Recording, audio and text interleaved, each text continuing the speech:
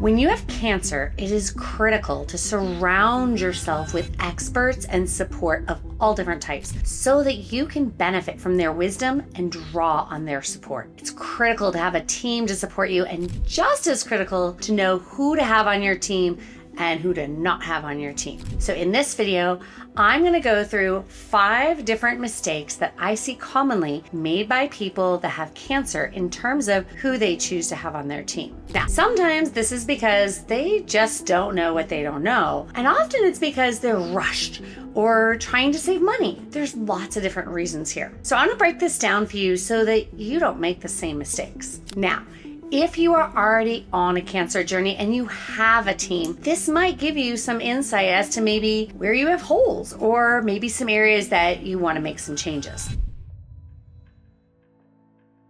So many cancer clients tell me that through the whole diagnosis process with standard of care oncology, they feel rushed into starting treatment, whether it's surgery or chemo or whatever. They say that they feel like immediately after they've been told they have cancer, while they're still in like a shell shock state, they're having appointments made for them and having choices decided of what's going to happen. This is not about whether you should or shouldn't do standard of care, but I want to recommend that you take a hot minute and think about what you want to do, because it's your body and you get to decide what you want to support your body. Don't let yourself be rushed into having them decide for you. That's when I usually hear people talk about regretting choices that they've made. So the biggest thing I could say here is to not commit to anything when you're in there. Take a beat, pray about it, think about it, research, talk to some friends, verbally process, talk to your spouse, and really feel into what you feel is best for your body. And I have a whole nother video on this, so stay tuned. Then you want to see,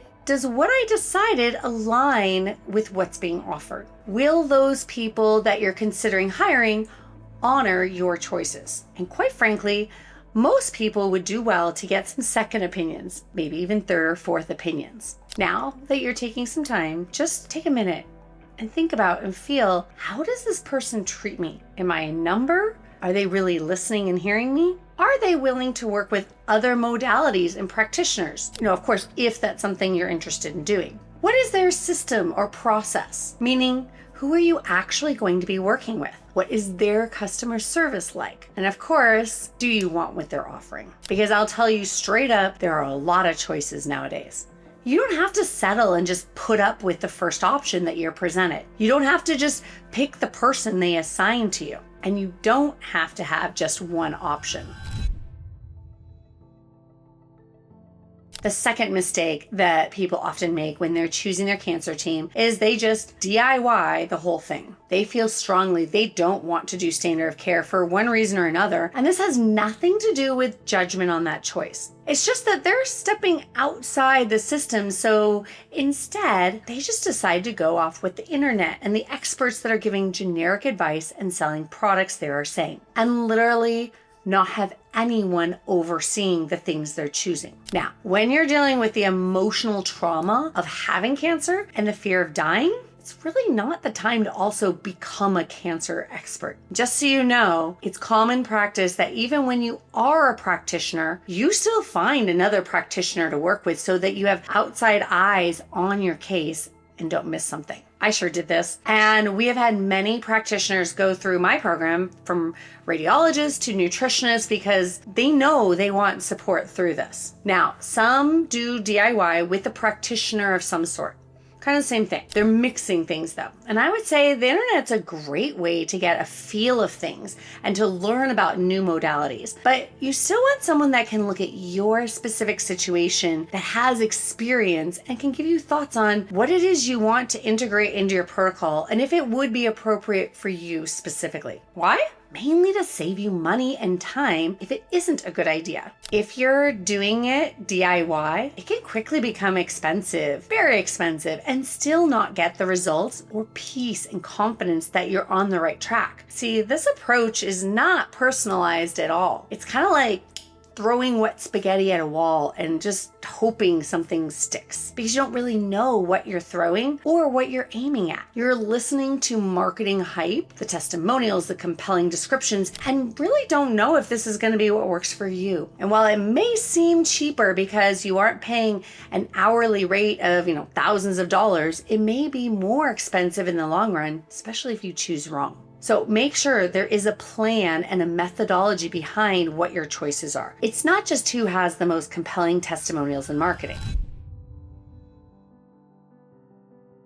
Third mistake is they choose people that aren't trained specifically for cancer. This may sound weird, so I just want to kind of tease out what that looks like for you. Often this looks like, someone finds out they have cancer. They already have an awesome relationship with some type of great practitioner that's like a primary care physician, naturopath, nurse practitioner, something like that. And so they go to that person, or that person comes to them and suggests they can help them with their cancer. So even if they're doing testing and customizing things and using maybe natural nutrients and herbs, if they aren't trained specifically for cancer, they may not know how to really handle things. For example, what to avoid because they're actively cancering. Because things like ashwagandha, copper, or would be total no-nos if someone has active cancer. But they would be used all the time if somebody didn't have cancer to help support the body. So this is really imperative to know that they may be giving you things that would be contraindicated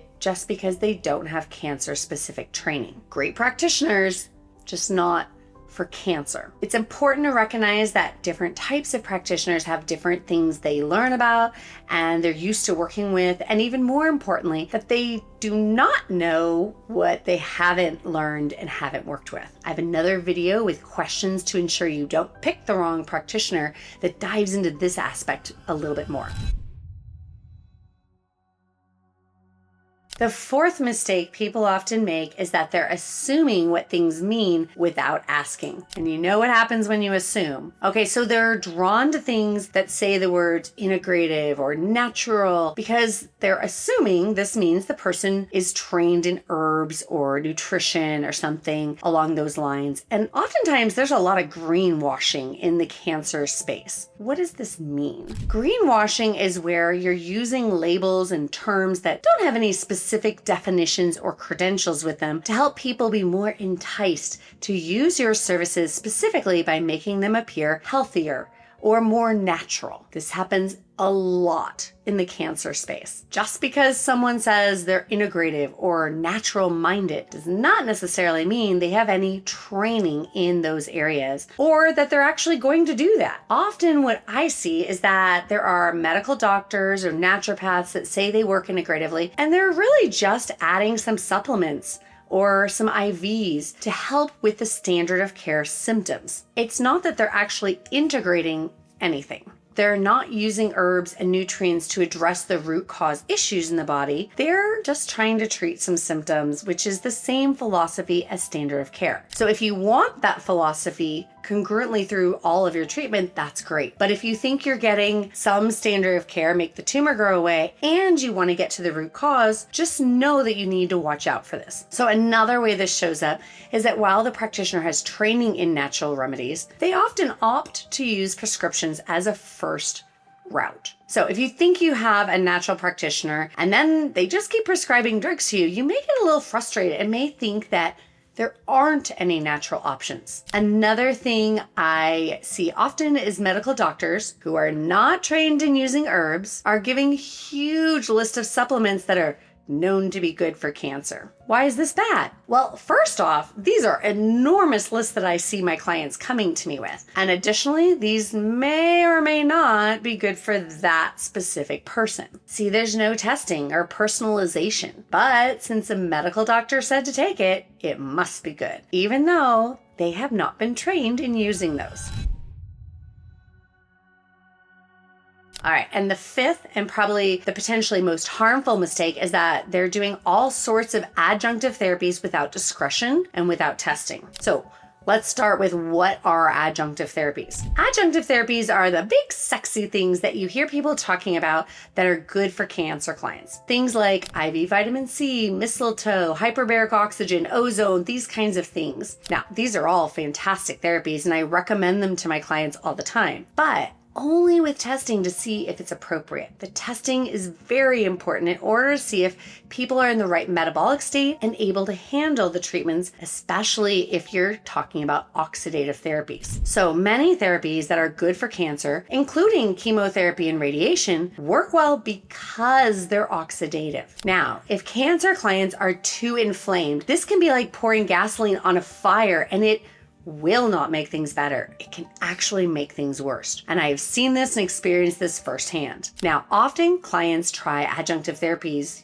when standard of care has nothing left to offer them. Things have progressed. They've maybe metastasized, and typically that's the worst time to use these. Oftentimes they're very inflamed and oxidative, and therapies are too much, which is why the standard of care won't do the chemotherapies anymore. And so I see a lot of times that there's alternative cancer centers or IV centers where they're just, if you're a client, you come in, you pay them, you ask them for this, therefore they give it to you. And that's as far as it goes. They're not testing, and they're usually not even giving therapeutic doses in kind of the way that you would use it for cancer. A lot of times they're also mixing multiple therapies into the IVs. Things like IV vitamin C and mistletoe that should never be mixed together, because they're kind of like canceling each other out, and they should not be done at the same time. They can both be done, but you need to have them spread apart. And quite frankly, this is a big reason why alternative cancer care gets a bad rap. I get a little worked up about this, sorry. Because, if you're not testing and you're making things worse, then people look from the outside and like, see, alternative treatment isn't good. When it really isn't that the treatment isn't good, it's just that it wasn't done judiciously. It wasn't appropriate. There was no testing done. And there's a whole nother video I did about IV vitamin C and what you need to test for that. So here's what you want to do. Make sure you really consider, pray, talk to people you respect, your family, spouse, all of that, and decide what you want. Get clear on what you want. Do you want some form of alternative? Do you want to go natural? Do you want to integrate things together to kind of get the best of both worlds? Do you know what you value in a practitioner? Check out my other video with questions to ensure you don't pick the wrong practitioner to help you tease this out if needed. But find practitioners and support that are actually fit what you need, not just taking anything that anyone offers you or anything that has good marketing. That way you don't make these mistakes and possibly get trapped in protocols that are not really what you need or want, or that aren't helpful or might even be detrimental. Just remember, there is hope, and I'm here to help you.